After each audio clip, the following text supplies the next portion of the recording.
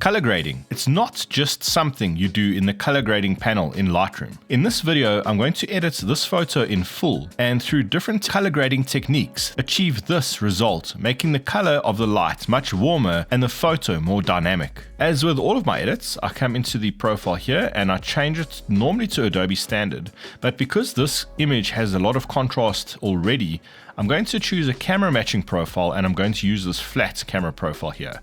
Just flattens out the contrast nicely. Then I'm going to just go down to the detail panel to turn the sharpening off for now.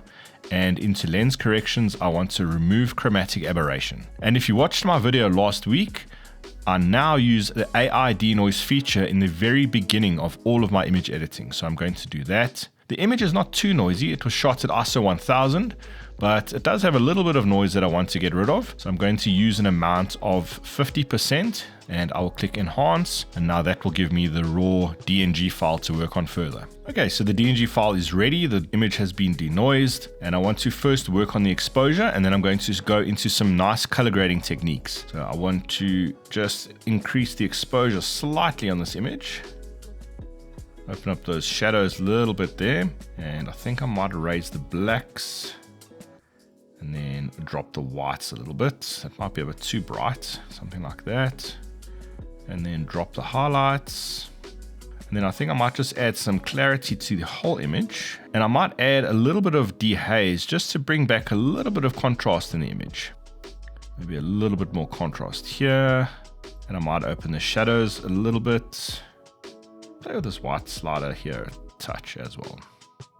There's a slightly annoying, very bright patch on the bird, so I'm just going to throw a quick radial gradient over that, just to darken that area very slightly.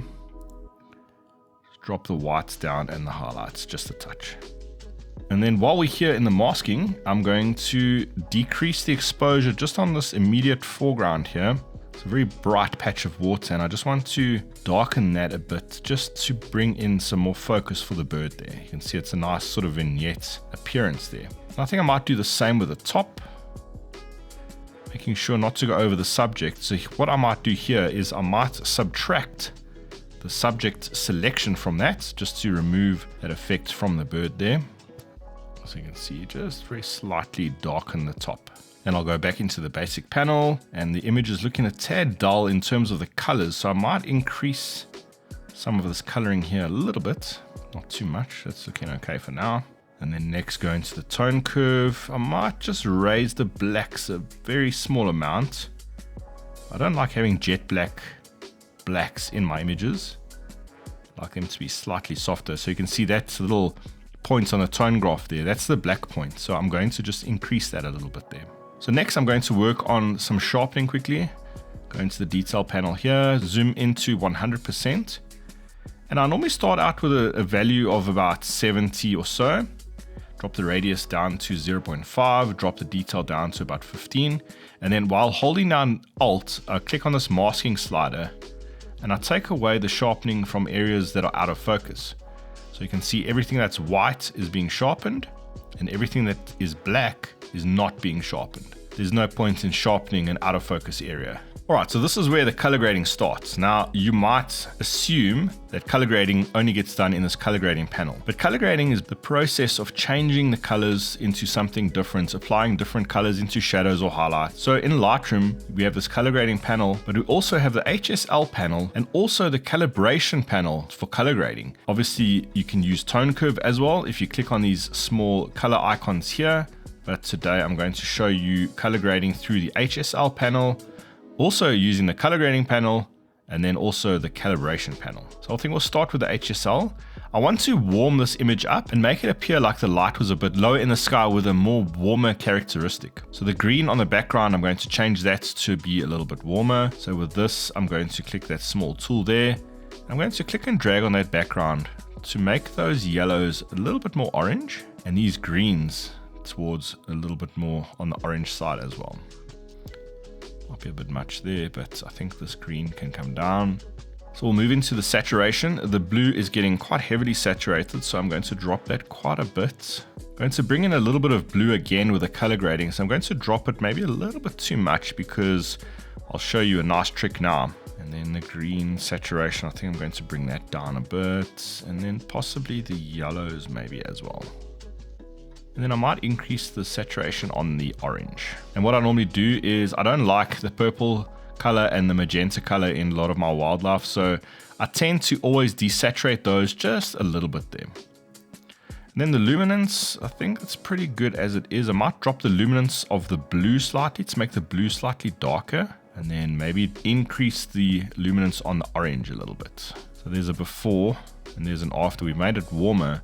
But now with this color grading technique, I've basically desaturated the image a little bit to allow for the shadows and the highlight slider to be applied to those different areas to increase colors in those areas. So what I'm going to do is I'm going to add blue into the shadow and more warmth into the highlights. Now, if the highlights was too saturated already, this would just increase the saturation too much and it wouldn't have the desired effect. So it's a nice technique to desaturate the image slightly, knowing that we're going to add color back through these color grading panels here. So the first thing I'm going to do is I'm going to work on the shadows, and I'm going to throw in some nice blue there, and then maybe drop the exposure on that slider somewhat just to add a little bit of contrast into the darks. And then this is where the magic happens, adding in nice warm highlights here, and then also in the midtones. So you can see adding that midtone slider has a profound effect on the color. And then what I normally do is I change this blending and balance sliders just to see what effect it has, and I actually quite like what it's doing there. And then balance, or that becomes too blue. I think that maybe can stay at 0. And then now I want to add some vignetting effects to the image, not too much, but it's just nice to darken down those corners.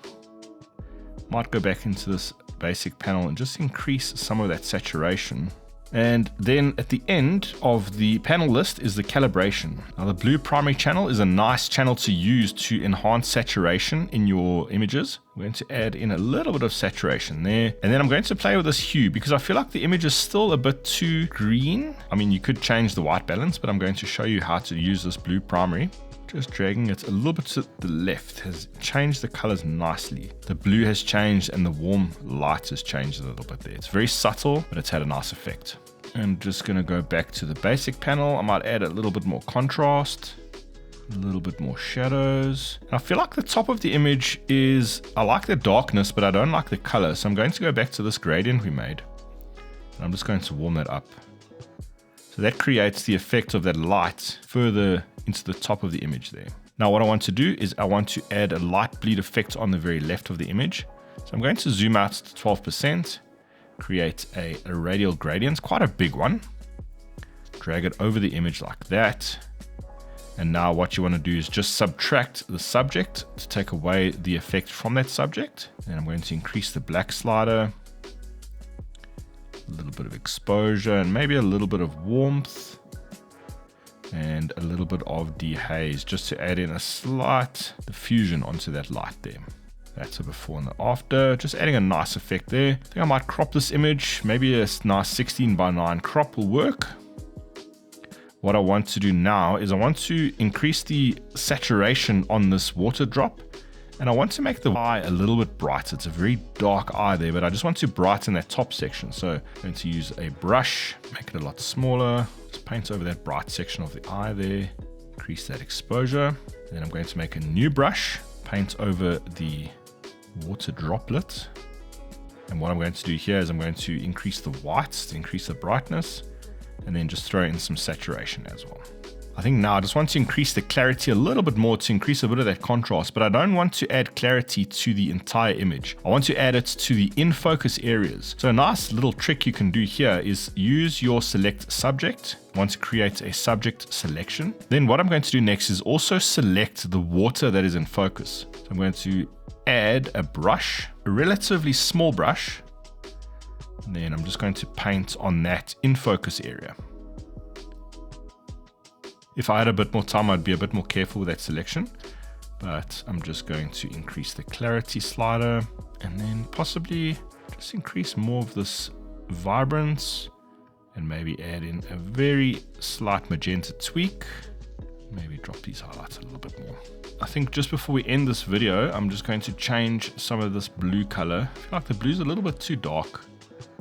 I'm going to increase the vibrance and adjust the hue of the blue. I think it's leaning a little bit more towards the purple side. This is the raw file before, and this is the final result. I shared another great way of thinking about color grading in this video here. I highly recommend checking it out next.